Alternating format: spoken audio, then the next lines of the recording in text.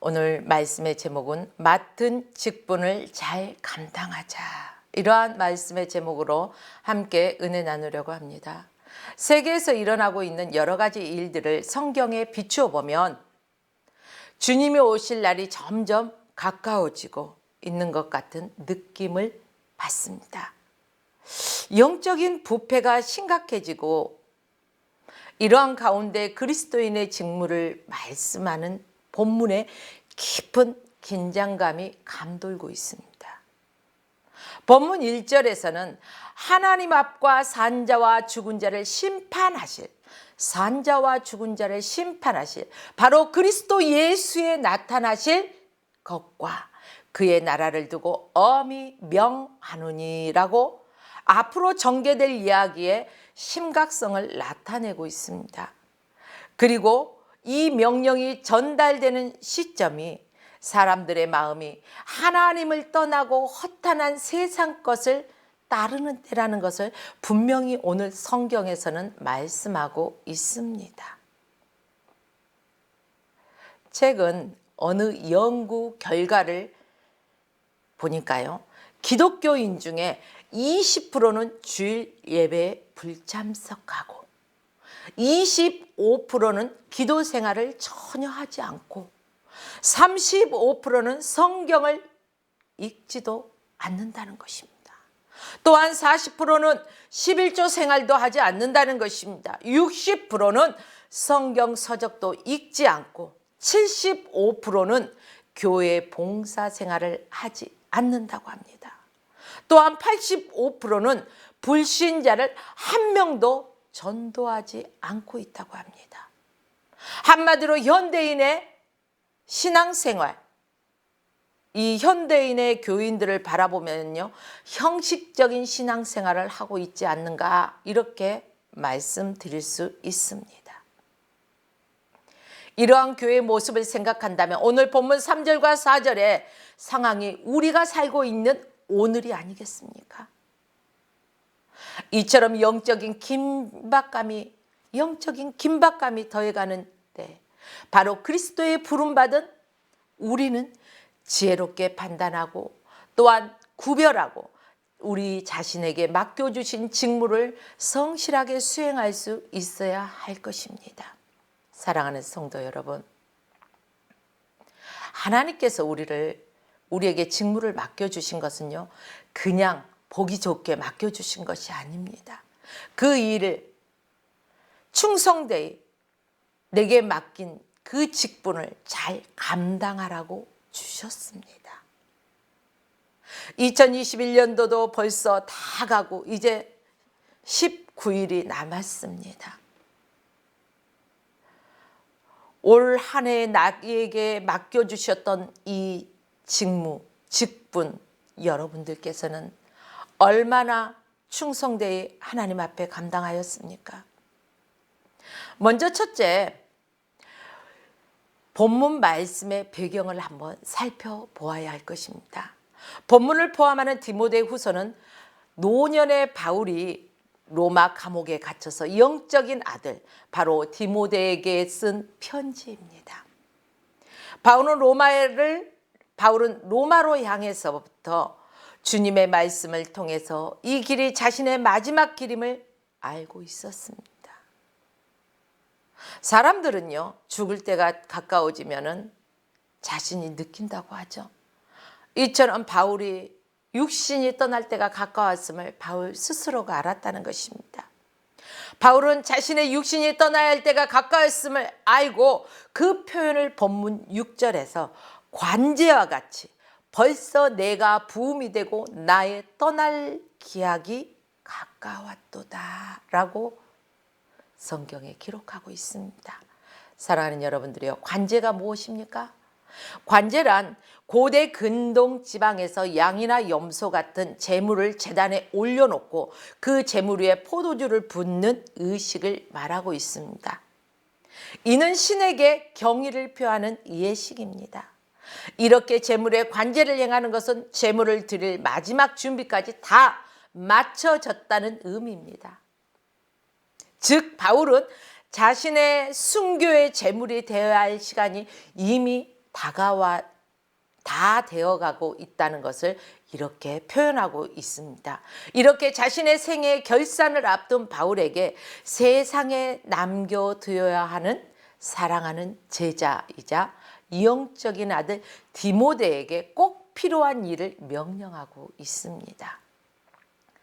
두 번째는요, 내가 반드시 해야 하는 직무를 찾아야 한다는 것입니다. 본문 5절에 너는 모든 일에 근신하여 고난을 받으며 전도인의 일을 하며 내 직무를 다하라고 하십니다. 현대어 성경에서는요, 이 말씀을 그대는 굳건히 서서 주님을 위해 고난당하는 것을 두려워하지 마십시오.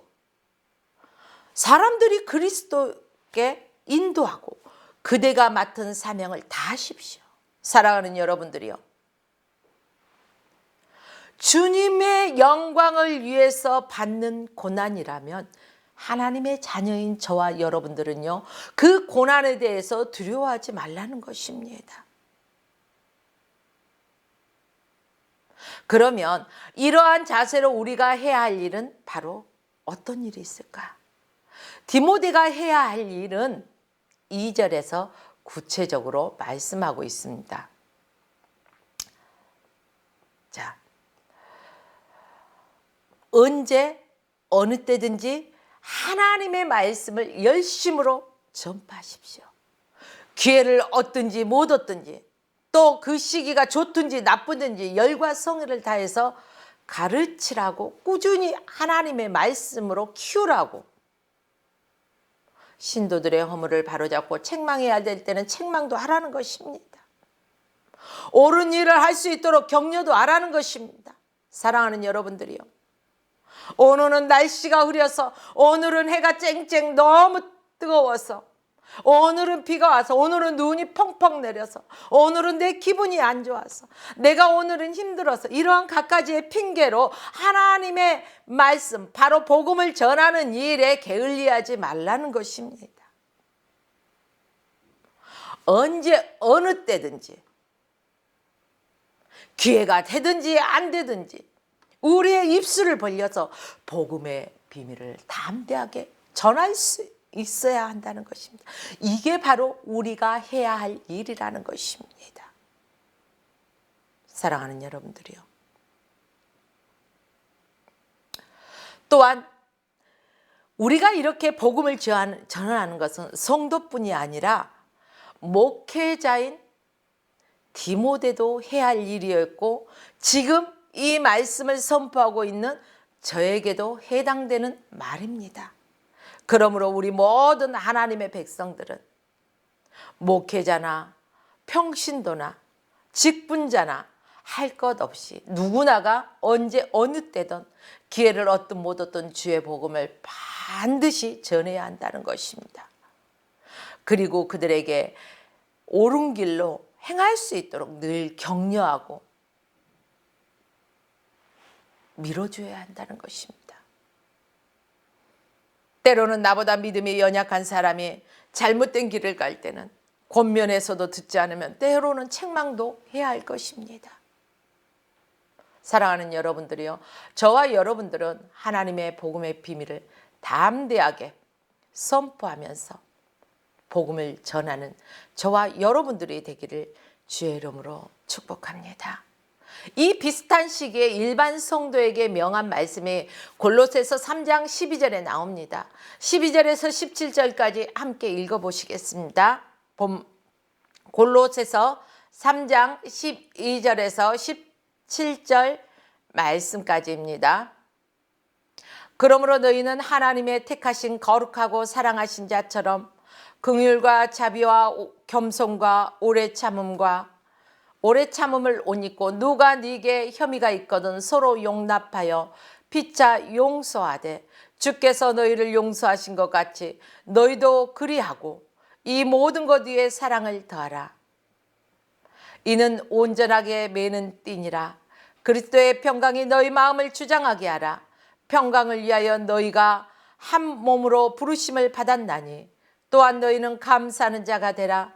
그리스도의 말씀이 너희 속에 풍성히 거하며 모든 지혜로 피차 가르치며 권면하고 시와 찬미와 신령한 노래를 부르며 마음의 감사함으로 하나님을 찬양하고 또 무엇을 하든지 말에나 일에나 다 주 예수 이름으로 하고 그를 힘입어 하나님 아버지께 감사하라 라고 성경에 기록되었습니다. 사랑하는 여러분, 우리는 우리의 잘못과 허물, 죄와 허물은 용서받기를 원하고 있습니다.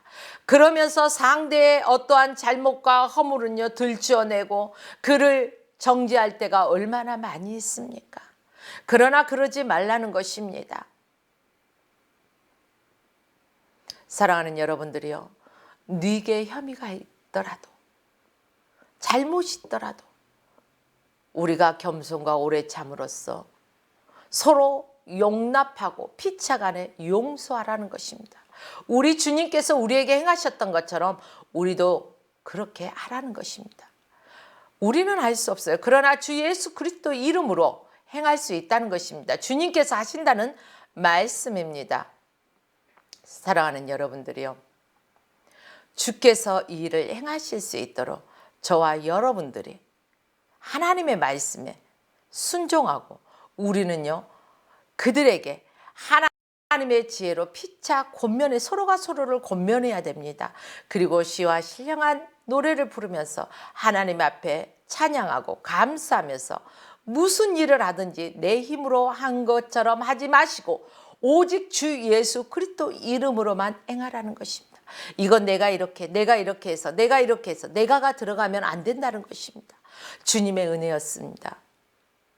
모든 것이 당연한 것 같았지만 요즘 유행하고 있는 하나님의 은혜라는 찬양을 보십시오. 모든 것이 당연한 것 같지만 그것이 당연한 게 아니라 지나고 보니까 뭐였다고요? 하나님의 은혜였다는 것입니다. 전적인 하나님의 은혜였기 때문에 오늘 내가 이곳에 있는 것도 하나님의 은혜가 있기 때문에 이곳에 있습니다. 오늘 또 하나님의 말씀을 선포할 수 있는 것도 전적인 하나님의 은혜가 있기 때문에 할 수 있는 것입니다. 사랑하는 여러분들도 이 시간에 하나님 앞에 예배 드릴 수 있는 것도 하나님의 은혜가 있기 때문입니다. 저와 여러분들이 이렇게 하나님의 은혜가 늘 넘쳐나는 우리의 삶이 되시길 축복합니다. 이것이 하나님 앞에 있는 저와 여러분들이 결산해야 될 내용들입니다. 결산의 때가 있다는 것입니다. 왜요? 이제 12월 달이기 때문에요. 12월 이제 중순이지 않습니까? 연말이 되면은 연말 결산이라는 소리 여러분들 많이 사용하시지 않습니까? 연말에 결산하듯이 저와 여러분들도 하나님 앞에서 반드시 결산의 내용들이 있어야 된다는 것입니다. 한번 우리의 삶을 되돌아보십시오. 하나님 앞에서 진정하게 결산해야 될 것이 무엇이 있습니까? 하나님 앞에 결산했을 때 내가 칭찬받을 게 많습니까? 책망받아야 할 게 많습니까? 우리 자신을 냉정하게 되돌아봐야 됩니다. 무엇에 비추어서? 하나님의 말씀에 비추어서 우리 자신을 들여다보아야 한다는 말씀입니다. 여러분들은 어떻게 살아오셨습니까? 물론 이것이 다는 아닙니다. 복음을 전하는 것이 있으며 하나님께서 성도 각자에게 맡겨주시고 고유의 소명들이 있다는 것입니다. 목사는 목사의 직무를 잘 감당하고 맡겨주신 양들, 바로 성도들을 하나님의 말씀으로 잘 먹이면서요 양육하고 그들이 하나님의 말씀대로 살아갈 수 있도록 늘 격려하고 때로는 책망도 하고 권면도 하면서 하나님의 뜻 안에서 세워갈 수 있도록 하나님의 영광을 위해서 살아갈 수 있도록 세워주는 일입니다. 또한 교사는 가르치는 직분이 있습니다. 또 음악가는 어떻습니까? 그 하나님이 주신 아름다운 음색을 가지고요 하나님을 마음껏 찬양하면서 찬양을 통해서 하나님께 영광을 올려드릴 수 있는 소명이 있다는 것입니다. 또한 미술은 어떻습니까? 정말로 아름다운 그림을 통해서 기술을 가지고 있는 사람은 그 기술을 통해서, 또 운동을 통해서, 학술을 통해서도 우리 모든 각자에게 맡겨주신 소명들을 우리는 충성되이 잘 감당할 수 있어야 된다는 것입니다. 이것은 하나님이 우리 각자에게 맡겨주신 관계 속에서 찾아가면서요, 우리가 성취해 나가야 한다는 것입니다. 마지막 세 번째를 보겠습니다. 내게 주어진 직무의 열정을 쏟아야 합니다. 내게 주어진 직무의 열정을 쏟아야 한다는 것입니다. 오늘 본문 7절입니다. 내가 선한 싸움을 싸우고 나의 달려갈 길을 마치고 믿음을 지켰으니. 바울은 자신의 일생을 거친 전쟁을 치른 병사나 운동선수에 비유하고 있습니다. 우리가 흔히 그렇습니다. 운동선수에 많이 비유를 하죠. 1등하는 자는 반드시 상을 받는다는 거. 또 운동선수 1등하는 사람, 전쟁에서 승리하는 사람, 이처럼 바울은 자신의 일생에 거쳐서 전쟁을 치른 병사나 운동에 이러한 것들을 비유하고 있습니다. 이 말씀에서 특징적인 것이 있습니다. 무엇입니까? 싸우고 마치고 지켰다. 선한 싸움을 싸우고 나의 달려갈 길을 마치고 믿음을 지켰다. 이 말씀입니다. 여러분들은 얼마나 선한 싸움을 싸우고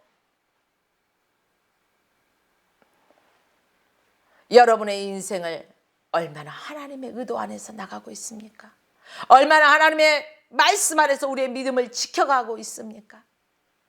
이러한 표현들이 현재 완료형이라는 사실입니다. 즉 바울 자기 자신이 달려온 삶이 이제 끝났다고 표현하는 것입니다.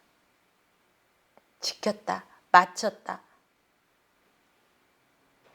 이처럼 바울이 표현한 자신의 삶에는 단호함과 열정이 동시에 풍겨나고 있습니다.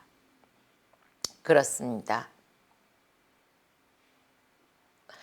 우리는 지금 단호하게 잃어버린 것들을, 또한 잃어버린 열정을 회복해야 합니다.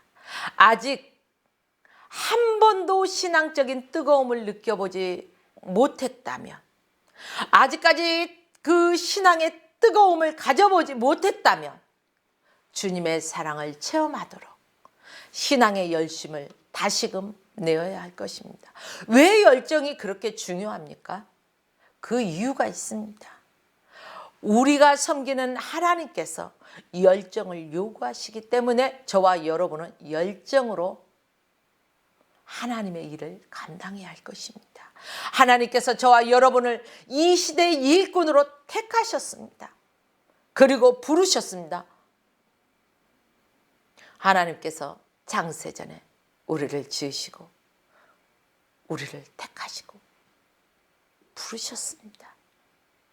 이 땅에서 육신의 생명을 이어가는 동안에 하나님께서 맡겨주신 일을 잘 감당하라는 말씀입니다. 훗날 우리가 맡으신 일을 다 마쳤을 때 하나님께서 우리의 삶에 대한 평가를 한다는 말씀입니다. 우리 인간은요, 누구나 한 번은 육신의 그 생을 마감하게 됩니다. 잘난 사람이든 못난 사람이든 가진 사람이든 못 가진 사람이든 똑똑한 사람이든 그렇지 않는 사람이든 명예 있는 사람이든 아니든 상관이 없어요. 우리 육신의 옷을 입고 있는 사람은 분명히 육신의 옷을 벗을 때가 있다는 것입니다. 우리의 인생을 마감할 때가 있다는 것입니다. 그때 하나님께서 우리에게 맡기셨던 것에 대한 분명한 정산의 때가 있다는 것입니다. 여러분들 어떤 평가를 받고 싶습니까? 무르나 마나 누가 책망받는 것을 원하는 사람이 있겠습니까? 모두가 칭찬받기를 원합니다. 그렇다면 지금부터라도 늦지 않았습니다. 늦지 않았습니다, 여러분. 지금부터라도 하나님께서 우리에게 맡겨주신 직무, 하나님께서 우리에게 맡겨주신 소명, 하나님께서 우리에게 맡겨주신 이 직분을 잘 충성되이 감당하십시오. 바울의 생애가 그랬듯이 힘써 달려갈 길을 갖고 그 길을 마쳤고 또한 믿음을 지켰듯이 저와 여러분의 삶도 그래야 할 것입니다. 우리가 하루하루를 충성되고 아주 성실하게 산다면 1년을 결산할 때도요 결코 부끄럽지 않을 것입니다. 결산할 때가 돼가오면 어떡하나, 나는 해둔 게 없는데 결산할 때 뭘 내야 돼, 아무것도 없는데, 그때 가서 덩덩덩덩덩 발구르지 마시고 성실하게 우리가 충성되게 하나님의 일을 감당할 때 우리는 부끄럽지 않게, 그래요 아버지, 제가 이 상황 속에서도 이렇게 할 수 있었던 것은 다 전적인 하나님의 은혜였습니다 라고 자신 있게 말할 수 있는 저와 여러분이 되시기를 축복합니다. 뿐만 아니라 최후에 하나님 앞에 설 때도 사도 바울처럼 자신이 걸어온 삶에 대하여 담대히 하나님의 심판을 두려워하지 않을 것입니다. 올 한 해를 걸어온 길을 되돌아보십시오. 육신의 생활의 결산뿐 아니라 하나님 앞에서 영적인 결산이 어떠한지도 한번 계산해 보자는 것입니다. 2021년도 이제 19일 남았습니다. 부끄러운 결산이 되지 않도록 여러분들이 이 남은 기간에라도 열정을 다시금 불어일으키십시오. 한 사람의 불은 아주 밝기도 열기도 부족합니다. 넓은 공간에 불 하나 땡그라니 조그만 거 켜놔봐요. 밝습니까? 거기에서 열기가 얼마나 나오겠습니까? 그러나 수많은 불이 켜져 있고 그렇다면 그 등에서 수많은 열기가 나올 것입니다. 그렇죠? 바로 한 사람의 밝기는 열도 부족하고 작은 바람에도 쉽게 꺼져버릴 수 있습니다. 그러나 이 작은 불이라도 여럿이 모였을 때는 큰 불을 일으킬 수 있다는 사실입니다.